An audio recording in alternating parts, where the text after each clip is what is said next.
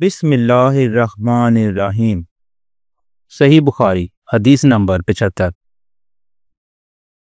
حضرت ابن عباس رضی اللہ تعالی عنہ نے فرمایا کہ ایک مرتبہ رسول اللہ صلی اللہ علیہ وآلہ وسلم نے مجھے سینے سے لگا لیا اور دعا دیتے ہوئے فرمایا کہ اے اللہ اسے علم کتاب یعنی قرآن عطا فرمائیے۔ صحیح بخاری حدیث نمبر 76۔ عبداللہ بن عباس رضی اللہ تعالی عنہ نے ارشاد فرمایا کہ میں ایک مرتبہ گدی پر سوار ہو کر چلا۔ اس زمانے میں بلوغ کے قریب تھا۔ رسول اللہ صلی اللہ علیہ وآلہ وسلم منی میں نماز پڑھ رہے تھے اور آپ صلی اللہ علیہ وآلہ وسلم کے سامنے دیوار کی آڑ نہ تھی، تو میں بعض صفوں کے سامنے سے گزرا اور گدی کو چھوڑ دیا، وہ چرنے لگی، جبکہ میں صف میں شامل ہو گیا، مگر کسی نے مجھے اس بات پر ٹوکا نہیں۔ صحیح بخاری حدیث نمبر 77۔ محمود بن ربی فرماتے ہیں کہ مجھے یاد ہے کہ ایک مرتبہ رسول اللہ صلی اللہ علیہ وآلہ وسلم نے ایک ڈول سے منہ میں پانی لے کر میرے چہرے پر کلی فرمائی اور میں اس وقت 5 سال کا تھا۔ صحیح بخاری حدیث نمبر 78۔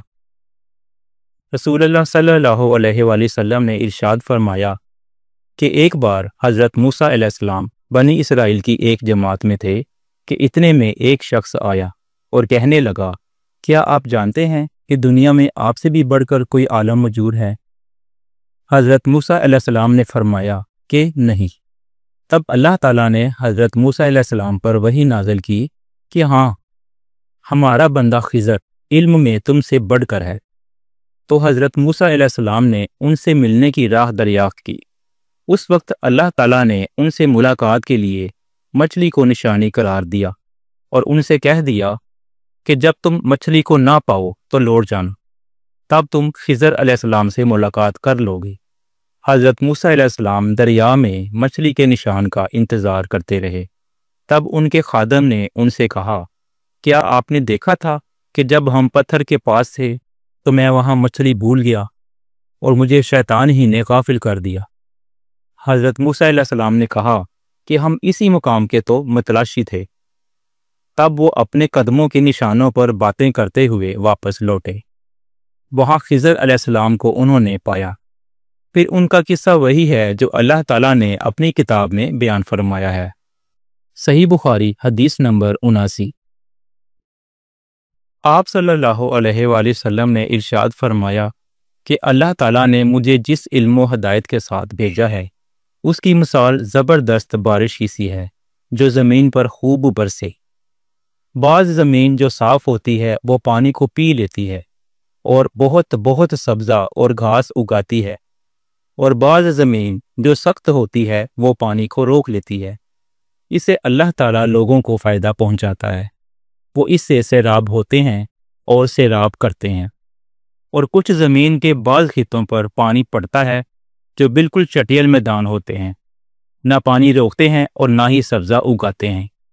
تو یہ اس شخص کی مثال ہے جو دین میں سمجھ پیدا کرے اور نفع دے اس کو وہ چیز جس کے ساتھ میں مبعوث کیا گیا ہوں۔ اس نے علم دین سیکھا اور سکھایا۔ اور اس شخص کی مثال جس نے سر نہیں اٹھایا یعنی توجہ نہیں کی، اور جو ہدایت دے کر میں بھیجا گیا ہوں اسے قبول نہیں کیا۔ حضرت امام بخاری رحمۃ اللہ فرماتے ہیں کہ ابن اسحاق نے ابو اسامہ کی روایت سے قبلۃ الماء کا لفظ نقل کیا ہے۔ اس خطۂ زمین کو کہتے ہیں جس پر پانی چڑھ جائے مگر ٹھہرے نہیں، اور صف اس زمین کو کہتے ہیں جو بالکل ہموار ہو۔ صحیح بخاری حدیث نمبر 80۔ رسول اللہ صلی اللہ علیہ وآلہ وسلم نے ارشاد فرمایا کہ علامات قیامت میں سے یہ ہے کہ دینی علم اٹھ جائے گا اور جہل ہی جہل ظاہر ہو جائے گا، اور اعلانیہ شراب پی جائے گی اور زنا پھیل جائے گا۔